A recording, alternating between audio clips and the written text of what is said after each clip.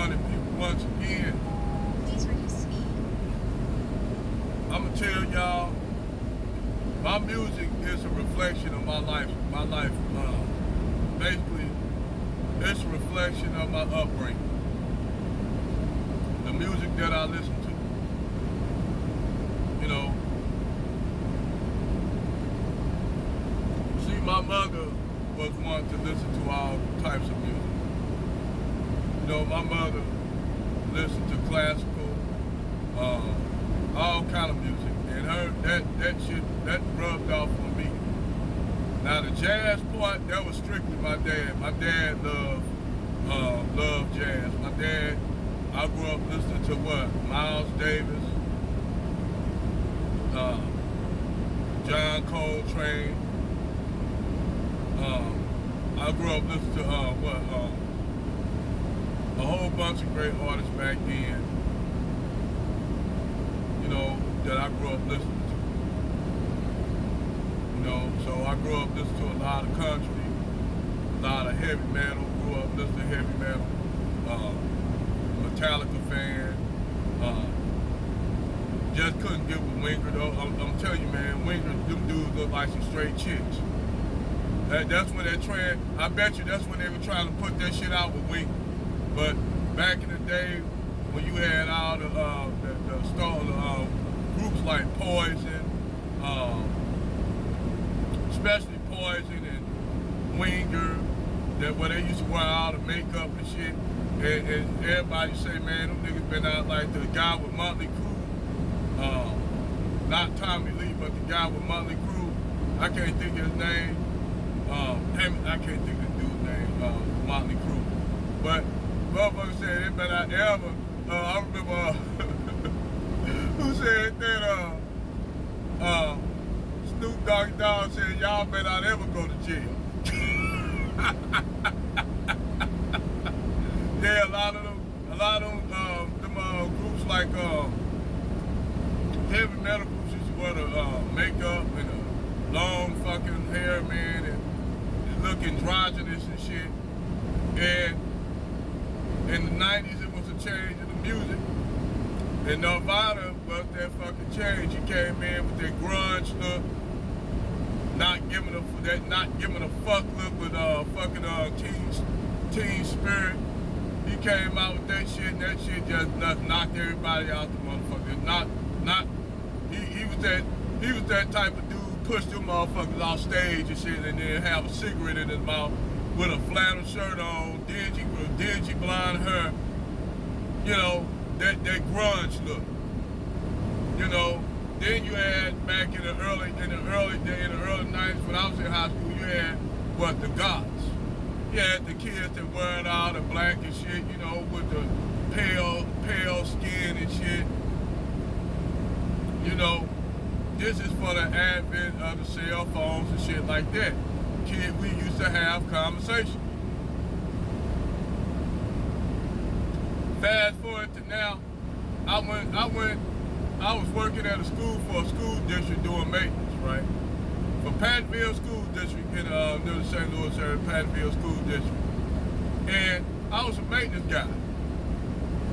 You know, this is when I had my CDL, but at the time I was, you know, going through chemo, so I needed a job, so I worked at Pattonville School District. I had a friend that let me in, you know, cause I knew how to do work with electrical work. You know, not much of my one buddy, he knew how to do that shit to the T. But anyway, I worked there for Pattonville School District. Now, I noticed all them kids, they sitting right next to each other, texting each other. I'm like, and guy like, he said, yeah, that's what they do at lunch break now. They just sit up there and text each other. I'm like, wow, they don't even have a conversation no more, man. They just fucking sit up there and text with each other. He said, yep. I said, now I remember when we was in school, we couldn't even have a goddamn page, but then I understand, let me shut up.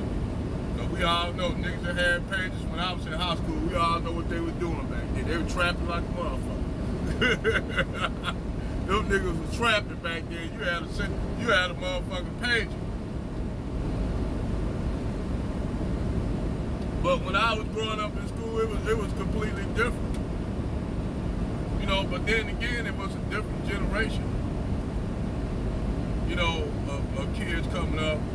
And like every generation, like the next after the Z's, you gonna have a generation younger than that gonna look at the shit like, damn, y'all was ancient in the motherfucker. You and all the shit that we talking about, that us Gen Xers are talking about, y'all gonna say like, damn, you know what? Now this shit coming back to bite us in the ass.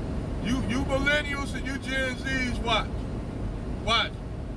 Cause shit like artists, y'all artists right now that we really snub our nose at, y'all gonna snub y'all nose at the new shit. I'm telling you, ain't gonna be no artist. That's even if we don't have a goddamn Mushroom City surround this motherfucker, you know. And we be in the world like the fucking Mad Max and shit. We be in a Mad Max ass fucking world and shit, like fucking Mad Max and shit like that.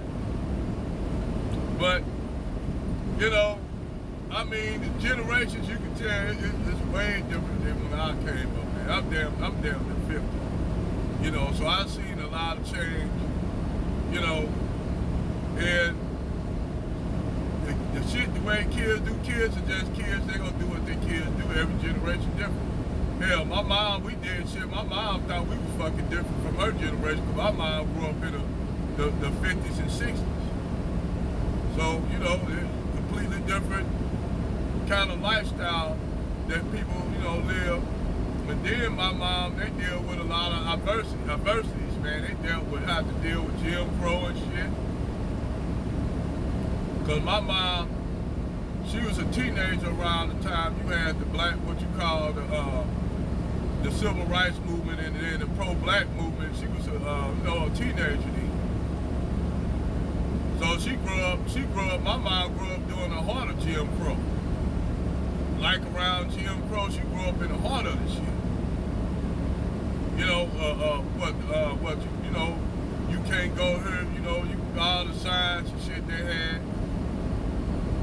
And every town down south, man, we used to go down there to Texas and Arkansas, every town was a damn near was a sundown town. You know, but you even got a lot of motherfuckers don't know, you got sundown towns in fucking PA.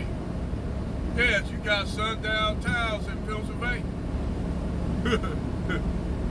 That's because, like I said, you had a lot of them Southerners who fought for the Confederates, who fought for the Union, stayed up there in Pennsylvania.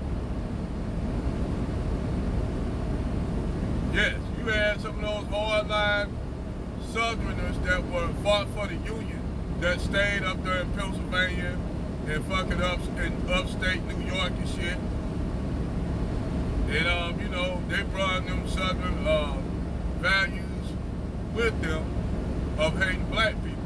But it makes sense for poor Southern whites to hate black people because, for what? They didn't have no jobs in the South due to antebellum slavery. It makes sense, but I can understand the logic because they replaced them as a workforce.